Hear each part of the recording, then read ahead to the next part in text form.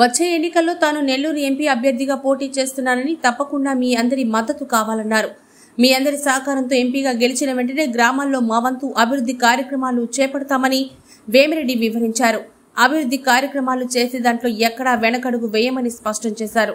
ఈ కార్యక్రమంలో deputy mayor రూప్ కుమార్ యాదవ్ గారు, కాటంరెడ్డి రవీంద్రారెడ్డి గారు, కేతన్ రెడ్డి వినోద్ రెడ్డి గారు, కోఆపరేట్ సభ్యులు రఫీ, ముదివర్తి ఉప సర్పంచి శరత్ చంద్ర, గానుగపెంట శ్రీనివాసరెడ్డి, ఖలీమా, పద్మ, పట్టపు జ్యోతి, వెంకయ్య, మాధవి, దామెగుంట వెంకటశేషారెడ్డి, ఇతర ముఖ్య నాయకులు, కార్యకర్తలు తదితరులు పాల్గొన్నారు.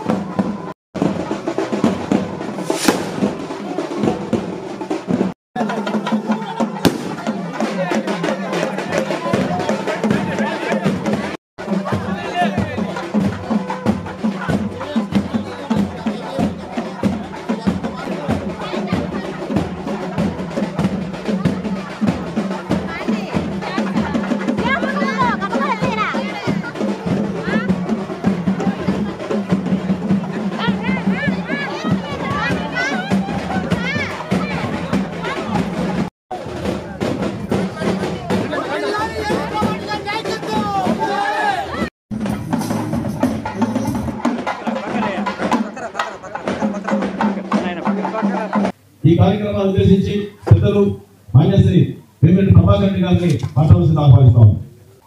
ఇక్కడ వచ్చిన అందరికీ నమస్కారం. ఈ వాటర్ ప్లాంట్ 2017 నుంచి ప్రారంభించున్నాం. దాదాపు 135 గ్రామాల్లో ఈ వాటర్ ప్లాంట్ ఇచ్చినాం.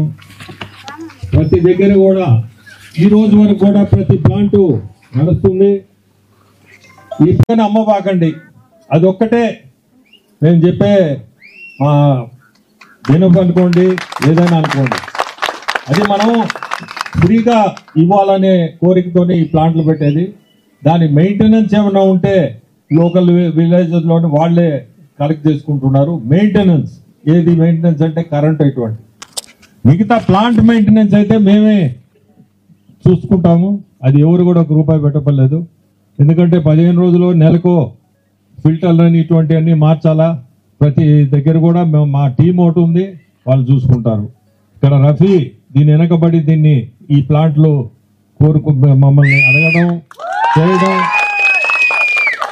ఈరోజు ఈ 2 ప్లాంట్లు కూడా ఓపెన్ చేయడం, ఇక్కడ కానీ అచ్చలకల్ కానీ మీ గాంధీనగర్ కానీ ఈ 2 ప్లాంట్లు కూడా రఫీ వచ్చి రిక్వెస్ట్ చేస్తే ఈ 2 పెట్టడం జరిగింది.